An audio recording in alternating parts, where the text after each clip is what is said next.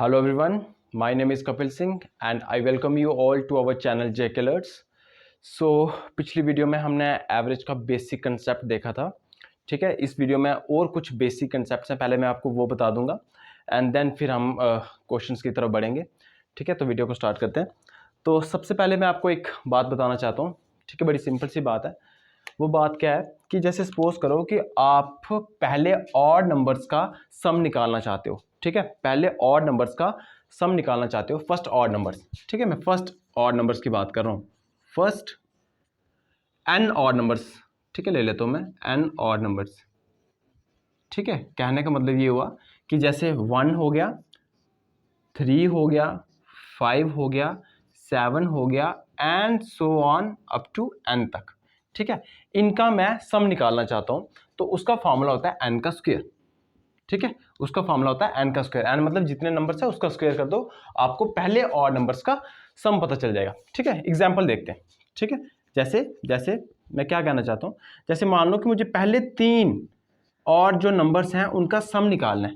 पहले जो 3 और नंबर्स हैं उनका सम निकालना है, तो आपको दिखता है कि ये मैंने छोटी सी एग्जांपल खुद ली है ताकि मैं आपको समझा पाऊँ कि 1 और 3 होते हैं 4 और 4 और 5 होते हैं 9, ठीक है।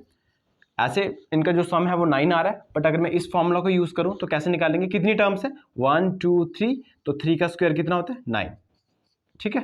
प्रूव भी हो गया।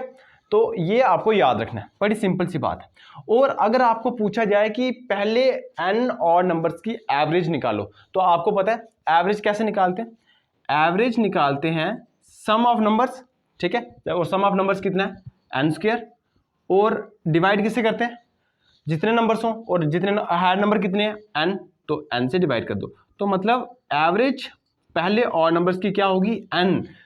अब मतलब आप जैसे ही आपको कोई पूछेगा कि बताओ फर्स्ट 15 और नंबर्स का एवरेज क्या होगा, तो आप जट से आंसर दे दो 15। क्यों? क्योंकि हमने देख लिया यहाँ पे, ठीक है। आपने देख लिया यहाँ पे कि एन और नंबर्स की एवरेज कैसे निकाली जाती है।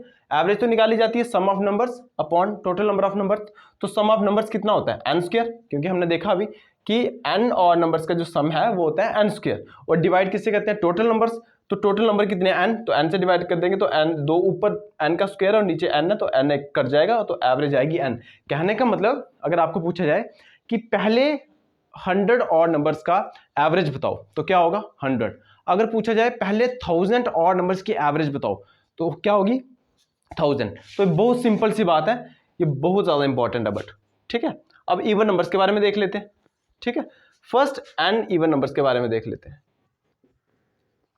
ठीक है। उनका सम क्या होगा फर्स्ट एन इवन नंबर्स, ठीक है।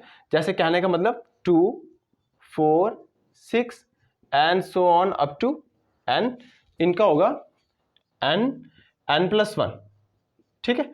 N plus 1। अब एग्जाम्पल लेते हैं, ठीक है। एग्जाम्पल लेते हैं, जैसे मान लो कि मुझे पहले 3 इवन नंबर्स का सम निकालना है। तो अगर मैं ऐसे निकालूं सिंपल वे में, तो 2 और 4 हो गए 6, 6 और 6 हो गए 12, ठीक है। ये आएगा। बट अगर मैं फॉर्मूला को यूज करूं, तो फॉर्मूला से मैं क्या यूज करना है आपको एन की वैल्यू, तो एन की वैल्यू कितनी होगी 3, क्योंकि 3 नंबर है। एन है क्या बेसिकली नंबर्स, तो एन की वैल्यू होगी 3। तो अगर मैं फॉर्मूला को यूज करूं तो होएगा 3 और 3 और 1 कितना हो गया 4, तो ये भी हो गया 12, ठीक है। सिंपल सी बात है। फर्स्ट एन और नंबर्स का जो सम होगा वो होगा एन स्क्वायर, ठीक है। और फर्स्ट एन इवन नंबर्स का जो सम होगा वो होगा एन इंटू एन प्लस 1। अब इसकी एवरेज की बात करते हैं, ठीक है। अब इसकी एवरेज की बात करते हैं। एवरेज अगेन क्या होता है सम ऑफ नंबर्स, और सम ऑफ नंबर्स है कितना है एन इंटू एन प्लस 1, ठीक है। और टोटल नंबर्स कितने हैं एन, तो एन से डिवाइड कर देंगे, एन एन कैंसिल।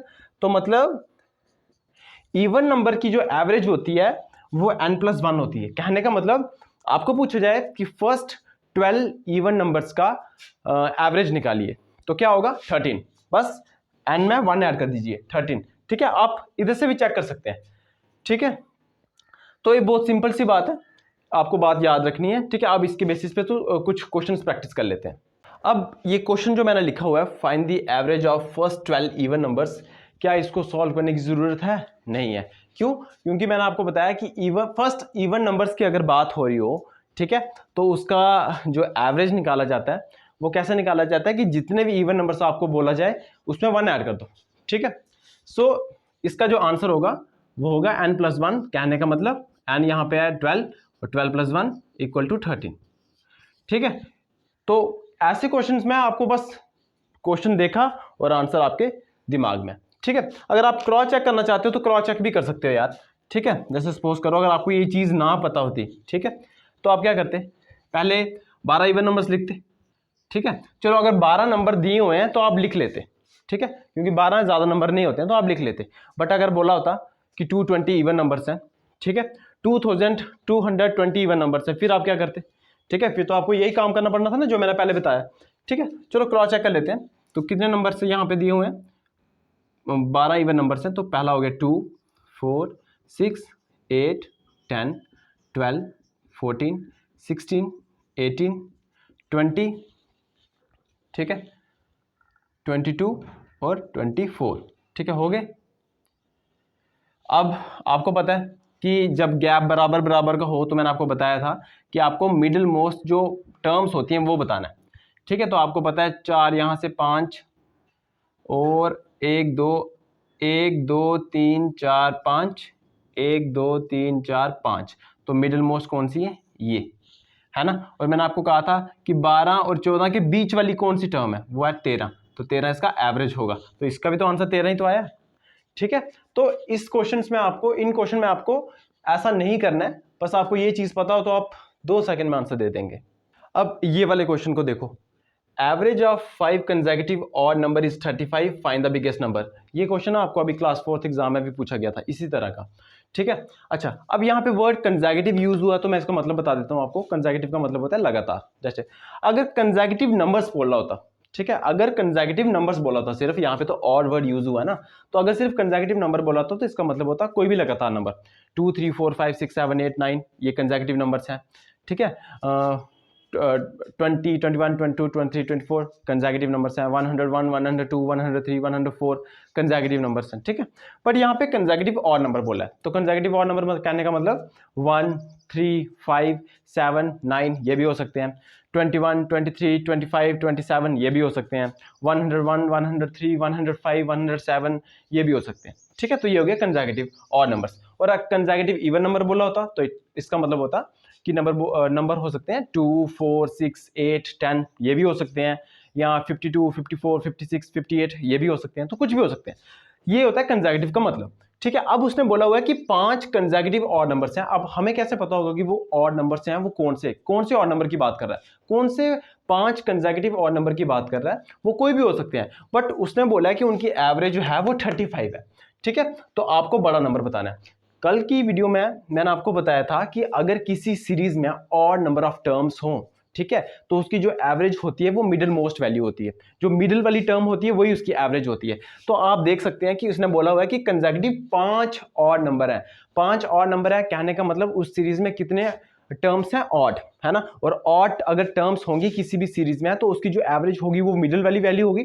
तो मान लेते हैं, ठीक है, कि ये 5 नंबर है, 1 2 3 4 5, है ना। हमें पता नहीं ना कि वो कौन से ऑड नंबर की बात कर रहा है, तो हमने ये 5 ऑड नंबर मान लिए। अब आपको मैंने कल बताया था कि जिस भी सीरीज में ऑड नंबर ऑफ टर्म्स हो उसकी जो मिडिल वाली वैल्यू होती है वो एवरेज होती है। और उसने क्वेश्चन में ये देख के रखा हुआ है कि 5 कंसेक्यूटिव ऑड नंबर की जो एवरेज है वो 35 है। इसका मतलब ये हुआ कि जो मिडिल वाली वैल्यू है वो 35 है, ये कह सकते हैं ना हम, क्योंकि मैंने आपको बताया था कि जो और जिस सीरीज में ऑड नंबर ऑफ टर्म्स होती हैं उसकी जो मिडिल वाली वैल्यू होती है वही एवरेज होती है। तो एवरेज 35 है, इसका मतलब ये हुआ कि उसकी जो मिडिल वाली वैल्यू है वो 35 है, ठीक है। हमें मिडिल वाली वैल्यू पता चल गई। अब उसने पूछा सबसे बड़ी वैल्यू क्यों कौन सी होगी। अब मुझे एक बात बताओ, ऑड नंबर बोला है ना, ये वाला ऑड नंबर 35 है, तो नेक्स्ट वाला ऑड नंबर कंसेक्यूटिव कौन सा होगा, 37, ठीक है, 37 होगा। नेक्स्ट वाला कौन सा होगा, 39, इससे पहले वाला कौन सा होगा, 33, और इससे पहले वाला कौन सा होगा, 31। तो सबसे बड़ा कंसेक्यूटिव सबसे बड़ा जो नंबर था इस सीरीज में वो था 39 और सबसे छोटा था 31। तो इस तरह का क्वेश्चन था, ये कोई मुश्किल की बात नहीं है, बस थोड़ा सा सोचना है और बहुत सिंपल क्वेश्चन है ये। नेक्स्ट क्वेश्चन भी बिल्कुल सेम है, बस डिफरेंस ये है कि अब मैंने इवन नंबर ले लिए हैं। क्वेश्चन क्या कह रहा है कि 6 कंसेक्यूटिव इवन नंबर्स हैं जिनका एवरेज 83 दे के रखा हुआ है, तो आपको बताना है कि सबसे बड़ा नंबर कौन सा है। बिल्कुल सेम उसी तरह का क्वेश्चन है, ठीक है। मान लो कि 6 इवन नंबर्स हैं, वो भी कंसेक्यूटिव, ठीक है, ये 3 4 5 6, ये 6 कंसेक्यूटिव इवन नंबर्स हैं और इनकी जो एवरेज है वो क्या है 83। अब मैंने आपको कहा था कि जिस सीरीज में इवन नंबर ऑफ टर्म्स हों, जैसे इसमें 6 टर्म्स हैं तो वो 6 जो है वो इवन नंबर है, तो उसकी जो एवरेज होती है वो जो मिडिल मोस्ट 2 टर्म्स होती है ना, जो मिडिल मोस्ट 2 टर्म्स होती है उनकी जो बीच वाली वैल्यू होती है वो होती है। कहने का मतलब कि ये वाली जो नंबर है और ये वाला जो नंबर है इसके बीच में जो नंबर आता है वो 83 आता है। ठीक है, एवरेज का मतलब यही हुआ कि जब भी किसी सीरीज में इवन नंबर ऑफ टर्म्स हो तो उसकी एवरेज कैसे निकाली जाती है, उसकी जो मिडिल मोस्ट 2 टर्म्स होती हैं उसके बीच वाला जो नंबर होता है वो एवरेज होता है। तो मुझे ये नंबर तो नहीं पता था बट मुझे इनके बीच वाला नंबर पता था, वो है 83। अब मुझे एक बात बताओ, 83 जो है ये किसका बीच वाला नंबर होगा? ठीक है, ये होगा 82 और 84 का, है ना। 82 और 84 का ही बीच वाला नंबर 83 है। ठीक है, और आपको पता है कि 82 इवन नंबर है, 84 इवन नंबर है। अब ये वाला इवन नंबर कौन सा होगा? 80, और ये वाला इवन नंबर कौन सा होगा? 78। क्यों? क्योंकि उसने इवन नंबर की बात की हुई है। ठीक है, और आगे वाला इवन नंबर होगा 86 और आगे वाला इवन नंबर होगा 88। तो अब जो उसने पूछा है आंसर बता दो। सबसे बड़ा इवन नंबर 88, अगर सबसे छोटा पूछा होता तो 78। अगर उनका सम पूछा होता, ठीक है, अगर उनका सम पूछा होता तो आप इनका सम कर देते, इनका डिफरेंस पूछा होता तो इनका डिफरेंस निकाल देते। ठीक है, करने का तरीका यही है। अब जो मैंने नेक्स्ट क्वेश्चन लिखा हुआ है कि average of 9 consecutive even numbers is 102, find the difference of first and last number. तो आपको लगेगा कि बिल्कुल सिमिलर क्वेश्चन मैंने पहले भी करवाया है, तो अब ये दोबारा क्यों करवा रहे हैं? तो मैं इसका एक रीज़न है, इसमें आपको एक नई चीज़ सिखाना चाहता हूँ मैं इस क्वेश्चन में। ठीक है, जैसे अब पिछले वाला मैंने क्वेश्चन जो लिया था उसमें मैंने 6 कंसेक्यूटिव इवन नंबर लिए थे, तो 6 कंसेक्यूटिव इवन नंबर जो है वो मतलब जब कंसेक्यूटिव नंबर्स थोड़े दिए हों, जैसे 5 दे दिए, 6 दे दिए, 7 दे दिए, तो इंसान निकाल सकता है। जैसे यहाँ पे 9 दे दिया तो 9 भी निकाल सकता है। बट अगर बोला होता कि 25 कंसेक्यूटिव इवन नंबर्स, चलो 25 भी अगर आप ज़्यादा आप कैलकुलेशन करते हो तो मज़े से हो जाएगा, चलो मान लेता हूँ अगर 1 मिनट ले भी लिया आपने तो निकल जाएगा। बट अगर आपने बोल दिया कि सपोज करो कि 300 कंसेक्यूटिव इवन नंबर्स हैं, तो फिर आप क्या 300 कंसेक्यूटिव इवन नंबर्स कॉपी में लिखेंगे? नहीं लिखेंगे ना। अगर 500 कंसेक्यूटिव इवन नंबर्स उसने क्वेश्चन में बोल दिया, ठीक है, 5000 कंसेक्यूटिव इवन नंबर्स उसने बोल दिया, फिर आप क्या करोगे? क्या फिर आप 5000 3000 निकालना कॉपी पे पॉसिबल है? नहीं है। तो इस तरह के क्वेश्चंस में जब आपको नंबर यहाँ पे वैल्यू ज्यादा दे दी जाए, मतलब आपको बोल दिया जाए कि 150 कंसेक्यूटिव इवन नंबर्स का एवरेज आपको ये दे के रखा है, तो बताओ कि पहला और लास्ट नंबर का डिफरेंस क्या होगा, पहला नंबर कौन सा होगा, लास्ट नंबर कौन सा होगा। तो इस तरह के क्वेश्चन को कैसे डील करना है मैं आपको बताता हूँ। ठीक है, सबसे पहले आपको एक बात बताता हूँ कि आपको क्या करना है। कि मुझे एक बात बताओ कि जैसे मेरे को 2 नंबर लिखे हुए हैं, ठीक है, यहाँ पे मैंने 1 2 ये 3 नंबर मैंने लिखे हुए हैं यहाँ पे। ठीक है, यहाँ पे मैंने 3 नंबर लिखे हुए हैं। ये 3 नंबर इवन भी हो सकते हैं, ऑड भी हो सकते हैं। 2 ही नंबर हो सकते हैं, या तो इवन हो सकते हैं या तो ऑड हो सकते हैं। ठीक है, या तो इवन हो सकते हैं या तो ऑड हो सकते हैं। ठीक है, अब मुझे एक बात बताओ, यहाँ पे नंबर है 3 कंसेक्यूटिव इवन नंबर लिख दिए मैंने। ठीक है, अब 3 कंसेक्यूटिव इवन नंबर के बीच में गैप कितने हैं? गैप है 2। नंबर कितने थे? 3, बट गैप कितने हैं? 2। ठीक है, अगर मैं एक और नंबर यहां पे लिख दूं, ठीक है, तो अब नंबर कितने हो गए? 4, बट गैप कितने हो गए? 3। कहने का मतलब जितने भी आप नंबर लिखेंगे उनके बीच में जो गैप होंगे वो एक कम हो जाएगा। 3 नंबर लिखोगे तो गैप उनके बीच में 2 होंगे। 4 नंबर लिखोगे तो उनके बीच में गैप कितने होंगे? 3 होंगे। अगर आप 5 नंबर लिखेंगे तो उनके बीच में गैप 4 होंगे। अगर आप 6 नंबर लिखेंगे तो उनके बीच में गैप कितना होंगे? 5 होंगे। तो ये एक बात आपको याद रखनी है। ठीक है, और एक गैप जो होता है, ठीक है, 1 गैप, ठीक है, ये 2 के इक्वल होता है। ठीक है, बताऊं कैसे? मैंने क्या कहा आपको, ये या तो नंबर इवन होंगे या तो ऑड होंगे। मान लो कि ये 2 4 6 8, ठीक है, 2 और 4 के बीच में गैप 1 का, 4 और 6 के बीच में गैप 1 का, 6 और 8 के बीच में गैप 1 का। ठीक है, बट अगर इनका मैं डिफरेंस देखूं, 4 और 2 का डिफरेंस 2, 6 और 4 का डिफरेंस 2, 8 और 6 का डिफरेंस 2, तो मतलब 1 गैप जो होता है वो 2 के इक्वल होता है। ठीक है, अगर और नंबर लिए होते, यहां पे लिया होता 1, ठीक है, यहां पे लिया होता 3, यहां पे लिया होता 5, यहां पे लिया होता 7, तब भी गैप जो है वो 3 ही रहने थे। ठीक है, 4 नंबर्स के बीच में, और जो उनका डिफरेंस रहना था, मतलब 1 और 3 के बीच में डिफरेंस कितना होता है 2, 5 और 3 के बीच में डिफरेंस कितना होता है 2 का, 7 और 5 के बीच में डिफरेंस कितना होता है 2 का। तो मतलब चाहे इवन नंबर्स हों चाहे ऑड नंबर्स हों, ठीक है, गैप जो होता है वो होता है 2 के इक्वल। ठीक है, ये दो बातें आपको याद रखनी है। मैं रिपीट कर देता हूं जल्दी से कि मैंने क्या बोला है, कि जितने भी आप नंबर लिखेंगे चाहे वो इवन हो या ऑड हो, जितने भी आप नंबर लिखेंगे उनके बीच में जो गैप होंगे वो उनसे एक कम होगा। जैसे 3 नंबर मैंने लिखे थे तो उनके बीच में गैप कितने क्रिएट हुए 2।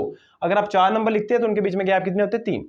फिर मैंने क्या कहा कि एक गैप जो है वो किसके बराबर होता है 2 के बराबर होता है। ठीक है, अब इस क्वेश्चन को करने के लिए, मतलब जब भी इस तरह का क्वेश्चन आया आपको कि यहाँ पे वैल्यू बहुत बड़ी दी हो, तो इसी कंसेप्ट को यूज करके हम क्वेश्चन को चुटकियों में सॉल्व कर सकते हैं। ठीक है, सुना ध्यान से, मैंने क्या बोला। जैसे आपको बोला क्या गया है कि 9 कंसेक्यूटिव इवन नंबर्स हैं, ठीक है, उनकी एवरेज 102। ठीक है, हमने एवरेज को देखना ही नहीं है इस कंसेप्ट में, आपको एवरेज को देखना ही नहीं है। 9 कंसेक्यूटिव इवन नंबर्स हैं, तो मुझे बताओ इवन नंबर कितने हुए 9। तो आप मुझे बता सकते हैं कि गैप कितने बनेंगे, गैप कितने बनेंगे, गैप बनेंगे 2, सॉरी 8। ठीक है, एक कम। जैसे 3 नंबर थे तो गैप कितने बने थे 2, 4 नंबर होते तो गैप बनते 3। वैसे ही नंबर इस क्वेश्चन में कितने दिए हुए थे 9 कंसेक्यूटिव इवन नंबर दिए हुए थे। ठीक है, तो गैप कितने बनने थे 8। ठीक है, 8 बनने थे, और एक गैप मैंने आपको बताया किसके इक्वल है 2 के। ठीक है, चाहे वो इवन नंबर हो चाहे वो ऑड नंबर हो, एक गैप 2 के बराबर। अगर एक गैप के बीच का डिफरेंस 2 है ना, इसका मतलब ये हुआ कि 1 गैप जो है उसका डिफरेंस कितना है 2। तो मुझे बताओ गैप बने कितने थे 8, तो 8 गैप का कितना डिफरेंस होगा, ठीक है, वो होगा 16। ठीक है, और ये जो 16 होगा यही आंसर होगा। ठीक है, ये 16 होगा, ये डिफरेंस होगा पहले और लास्ट नंबर में। ठीक है, मैं रिपीट कर देता हूं, मैंने क्या बोला कि एक नंबर है 9, मतलब यहां पे 9 कंसेक्यूटिव नंबर्स दिए हुए थे आपको, और उनका एवरेज दिया था 102, और आपको पूछा जा रहा है कि पहले और लास्ट नंबर का डिफरेंस बताओ। जब भी इस तरह का क्वेश्चन आए तो आपके दिमाग में तो पहले वही बात स्ट्राइक करेगी कि हम उस तरह से निकाल लेंगे कि लास्ट वाली वैल्यू निकाल देंगे, पहली वाली वैल्यू निकाल देंगे, उनको माइनस कर देंगे। वो भी एक तरीका है, बट वो एक जगह पे आके मतलब उसकी मतलब वो खत्म हो जाता है, कहने का मतलब वो यूज में नहीं आता। ठीक है, इतने सा अगर सपोज करो कि 250 कंसेक्यूटिव इवन नंबर दिए होते तो क्या 250 नंबर्स आप कॉपी पे ड्रॉ लिखते, नहीं लिखते ना। तो उस केस में आपको ये मेथड यूज करना है। इसमें मैंने आपको क्या बोला है कि जितने भी आपको कंसेक्यूटिव इवन नंबर्स दिए हो या और नंबर दिए हो तो आपने उनका नंबर लिख देना है। फिर आपको क्या करना है कि उन गैप लिख देना है, क्योंकि अगर 9 नंबर होंगे तो उनके बीच में गैप कितना होगा, गैप कितने होंगे 8 होंगे। और एक गैप मैंने आपको बताया इवन हो या और नंबर हो, एक गैप 2 के बराबर होता है, और हमने देख भी लिया था 4 और 2 के बीच में डिफरेंस कितना होता है 2। तो गैप था 1, बट वो गैप किसके इक्वल था 2 के। तो 8 गैप किसके इक्वल होंगे 16 के, और ये जो 16 आएगा ना यही डिफरेंस होगा पहले और लास्ट नंबर में। ठीक है, यही डिफरेंस होगा पहले और लास्ट नंबर में।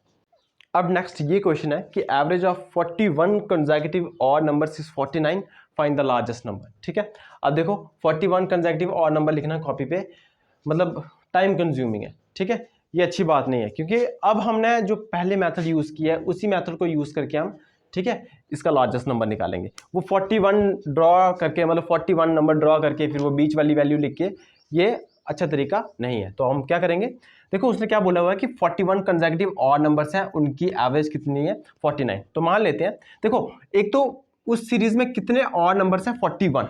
ठीक है, मतलब उस सीरीज में ऑड नंबर ऑफ टर्म्स हैं। ठीक है, और नंबर ऑफ टर्म्स है, और और नंबर ऑफ टर्म्स कितनी है 41। इसका मतलब उसकी जो एवरेज होगी वो 40, मतलब उसकी जो मिडिल वैल्यू होगी वो 49 होगी। क्यों, क्योंकि मैंने आपको कहा था कि जिस सीरीज में और नंबर ऑफ टर्म्स हो उसकी जो मिडिल वाली वैल्यू होती है वही एवरेज होती है। तो ठीक है, कहने का मतलब ये मिडिल वाली वैल्यू है, और ये कितनी है 49, ये कितनी है 49। इसका मतलब ये हुआ कि अगर ये मिडिल वाली वैल्यू है तो इससे पहले भी 20 टर्म्स होंगी, है ना, होंगी कि नहीं होंगी, और इसके आगे भी 20 टर्म्स होंगी, है ना, होंगी कि नहीं होंगी, तभी तो 41 टर्म्स होंगी। 20 टर्म ये वाली, 20 टर्म ये वाली, और एक टर्म ये वाली, तो होगी टोटल 41 टर्म्स। ठीक है, अब मुझे क्या करना है कि मुझे उसने सबसे बड़ी वाली वैल्यू पूछी है, तो मुझे ये वाला नंबर निकालना है, मुझे ये वाला नंबर निकालना है। तो अगेन मैं इसको भूल जाता हूं, इस वाली चीज को भूल जाता हूं, इस वाली चीज को भूल जाओ, क्योंकि मुझे वो निकालना है, तो इस वाली चीज को भूल जाओ। अब आप मुझे बताओ कि यहां पे, ठीक है, मान लो कि यहां से नंबर स्टार्ट हुआ और यहां तक जाना है।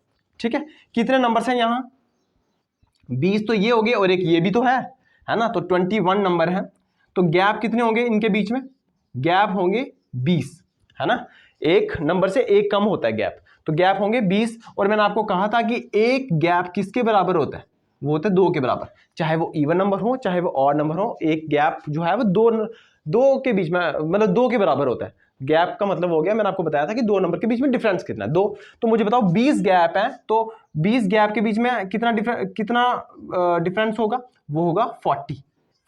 और मैंने आपको कहा था जो ये 40 आता है यही डिफरेंस होता है पहली और लास्ट टर्म में। बट आप बोलोगे पहली और लास्ट टर्म मतलब इसमें और इसमें, नहीं, क्योंकि मैंने आपको कहा था हम कंडीशन सिर्फ इसमें यूज कर रहे हैं, ठीक है, तो हमने ये लास्ट मानी हुई है, ये पहली मानी है। इसका मतलब ये हुआ कि पहली और लास्ट टर्म में डिफरेंस कितना है, 40 का, ठीक है ना, पहली और लास्ट टर्म में डिफरेंस कितना है, 40 का। तो मुझे एक बात बताओ, ये है लास्ट टर्म, ठीक है, माइनस ये है पहली टर्म, फर्स्ट टर्म, और इनके बीच में डिफरेंस कितना है, 40 का, है ना। और मुझे लास्ट टर्म निकालनी है, और पहली टर्म कितनी है, 49, ये मुझे पता है, 49 इज इक्वल टू 40, तो लास्ट टर्म कितनी हो गई, 40 प्लस 49 दैट इज 89। इसका मतलब ये हुआ कि ये सबसे बड़ा जो नंबर है ये 89 है, ठीक है, बड़ा सिंपल तरीका था। एक बार रिपीट कर देता हूं कि ये जो गैप आता है ना, जैसे यहां पे इस केस में 20 गैप बने थे, तो जो 20 गैप की जो वैल्यू आती है ना, वही डिफरेंस होता है पहले और लास्ट नंबर के बीच में। तो अगर सपोज करो कि आपको पूछा होता सबसे स्मॉलेस्ट नंबर, तो क्या करते, तो हम ये वाली कंडीशन इसमें यूज कर लेते। अगेन इसमें भी सेम ही आना था, ठीक है, इसमें भी सेम ही आना था, आपको ये स्मॉलेस्ट नंबर ढूंढना था, ठीक है, ये वाली कंडीशन हम इसमें यूज कर लेते। कितने नंबर आते हैं यहाँ पे, कितने नंबर आते हैं, 21, 20 ये नंबर और एक ये नंबर, क्योंकि अब हमने यहाँ से कंडीशन उठानी है, ठीक है। तो 21 नंबर, गैप कितने होते, अगेन 20 होते, ठीक है, एक गैप 2 के बराबर है, तो 20 गैप कितने के इक्वल होने थे, 40 के इक्वल होने थे। अब आपको पता है कि ये फर्स्ट टर्म है और ये लास्ट टर्म है, और लास्ट टर्म और फर्स्ट टर्म के बीच में डिफरेंस कितना है, 40 का, लास्ट टर्म 49 है, और फर्स्ट टर्म मुझे निकालनी है, इज इक्वल टू 40। तो देखो 49 minus 40 is equal to first term, तो फर्स्ट टर्म जो होनी थी वो होनी थी 9, तो फर्स्ट टर्म कौन सी होनी थी, 9। तो इस तरीके को आप यूज कर सकते हो, चाहे कोई भी वैल्यू आज यहाँ पे आ जाए, 2050 आ जाए, 3050 आ जाए, कुछ भी आ जाए, आप इजी से इस क्वेश्चन को सॉल्व कर सकते हैं। तो ये बेस्ट तरीका है, इसको आपको बार बार प्रैक्टिस करनी है। अब ये कुछ क्वेश्चंस हैं जो मैंने प्रैक्टिस के लिए आपको दिए हैं, ठीक है, इनका आंसर आपको मुझे कमेंट सेक्शन में देना है और ज़रूर देना है, ठीक है। और ये अच्छे क्वेश्चंस हैं, इनको प्रैक्टिस करोगे, मतलब जो भी हमने आज कंसेप्ट पढ़ा है उसी की बेसिस पे, ठीक है, और ट्राई करना कि जितना हो सके जल्दी से जल्दी इन क्वेश्चंस को सॉल्व करें, ठीक है। सो मिलते हैं नेक्स्ट वीडियो में, थैंक यू।